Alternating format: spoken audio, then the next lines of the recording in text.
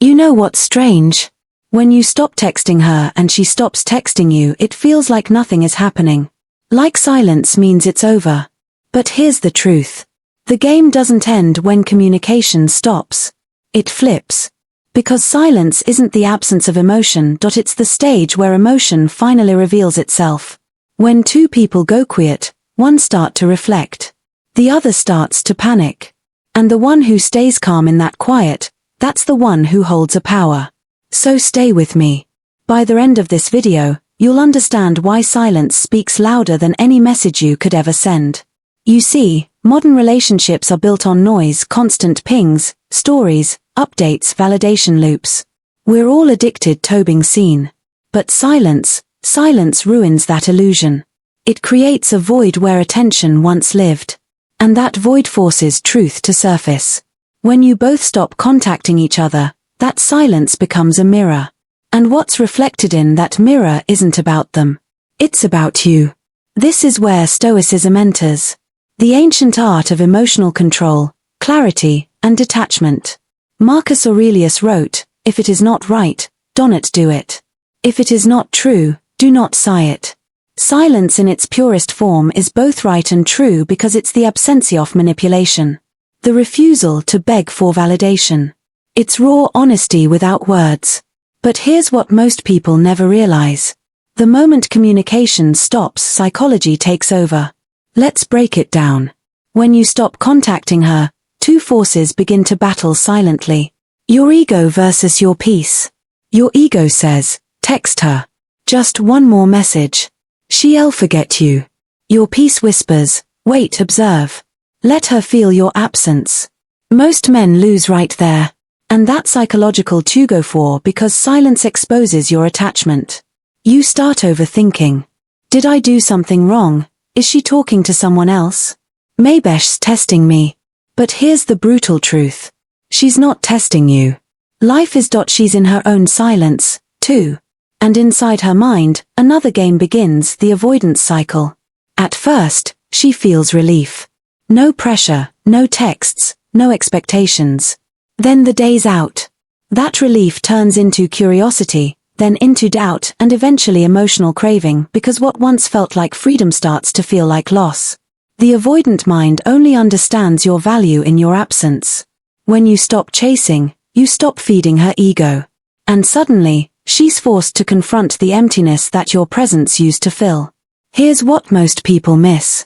Silence is not passive. It's active energy. It's the moment when emotional balance resets, when all the chasing, all the effort, all the control starts to flip. You see, attraction and power are never static, they shift depending on who breaks the silence first. The one who stays silent longer isn't cold. They're centered. They've stopped negotiating their worth. They've stopped chasing the illusion of connection and started creating presence within themselves. When you stop reaching out, something profound happens. Your silence turns into a mirror that magnifies the other person's behavior. If she were genuine, she would start to notice your absence and reach out. If she were manipulative, she would seek attention elsewhere. Either way, silence exposes truth faster than words ever could. And that's the Stoic advantage. The ability to stand still while the world spins.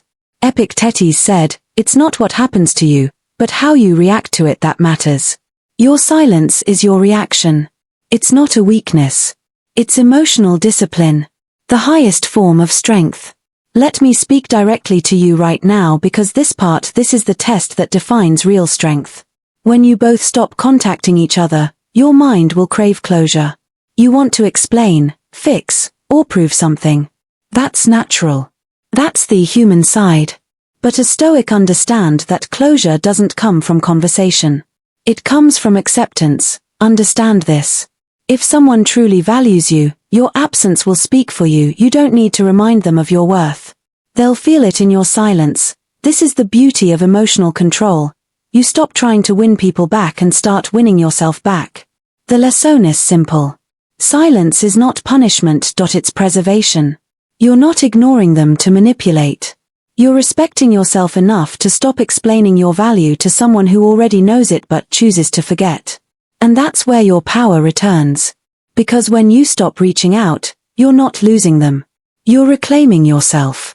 So what does this look like in real life? Let's make this practical. When you both stop talking, don't fill that silence with anxiety. Fill it with purpose. Get busy. Not as performance, but as evolution. Go to the gym, read, build your body, sharpen your mind, master your craft. Not to get their attention, but to remind yourself of who you are without them. Every time you stop yourself from reaching out, you're rewiring your brain. You're teaching it at peace feels better than chasing, and here's the twist. That energy shift doesn't go unnoticed. People feel when your focus returns to you. Your silence becomes magnetic because it's no longer desperate. It's powerful. She starts to think, why isn't he texting me? Did he move on? Was he the one holding the real power all along? That's when the game flips because silence creates mystery, and mystery fuels attraction. But here's the Stoic distinction. You don't use silence to get her back. You use it to get yourself back.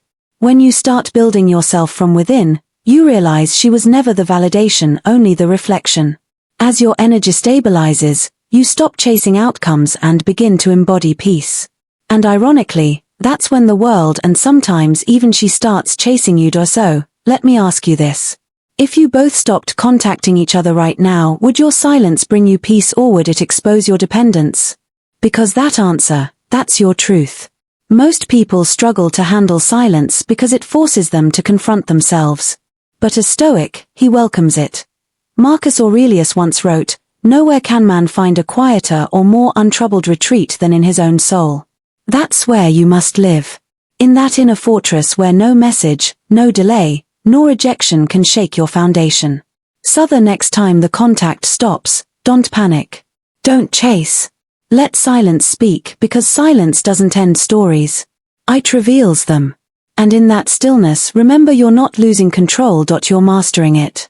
If this message hit your mind and your soul, take a breath and remember, silence isn't the end. It's the beginning of your transformation.